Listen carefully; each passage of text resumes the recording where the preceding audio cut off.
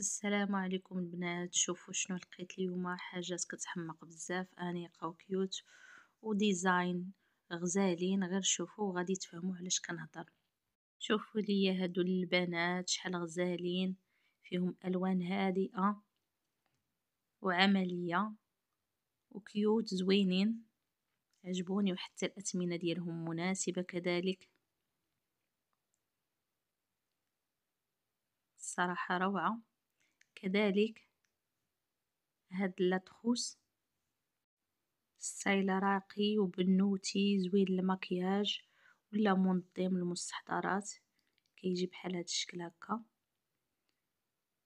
اللوين ديالو داك الابيض وفيه دوك النقيطات بالكحل غزالين، عطيه واحد المنظر غزال. حتى الخامه ديالو ديال الجلد ديالو غزاله. بالنسبه لهاد الصاك هذا، الديزاين ديال الميني ماوس زوين بزاف صراحه، ويصلح للخرجات. الثمن ديالو 17 اورو. الشكل ديالو غزال، كيجي بحال هكا.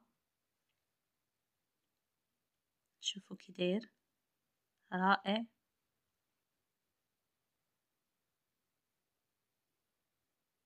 اما بالنسبه لهذا الباك هذا، كيجي باك ديال 3 بياس، الثمن ديالو 14 اورو. هذا الباك رائع بداك الحرف الذهبي، عطاه واحد اللمسه زوينه، ينفع كمنظم او للخرجات. كيجي بحال هذا الشكل هكا غزال. بالنسبه لهذا اللاتروس، كتجي بحال هذا الشكل هكا زوينه، المكياج ولا منظم المستحضرات التجميل كذلك. والثمن ديالها كيبقى 7 اورو، ثمن مناسب بالنسبه للكاليتي اللي فيها. اما بالنسبه لهاد الحقيبه الرائعه الصراحه اللي عجبتني بزاف، فيها اللمسه ديال ديزني كلاسيكيه وانيقه في نفس الوقت، واللون البيج عطاها واحد اللوك راقي، كتنفع للسفر او نستعملوها للمولود الجديد حديث الولاده.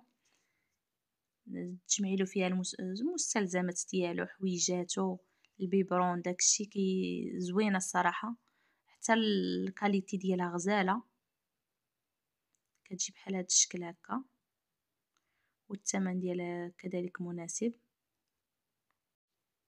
واليوم كان هذا هو الجديد ديال بريمارك، وشاركته معكم. نتمنى ان شاء الله يكون عجبكم. وإلا عجبكم خليو لي شي كومونتير زوين، وما تنساوش تشتركوا معايا في القناة باش يبقى يوصلكم دائما الجديد. وشكرا لكم على التتبع.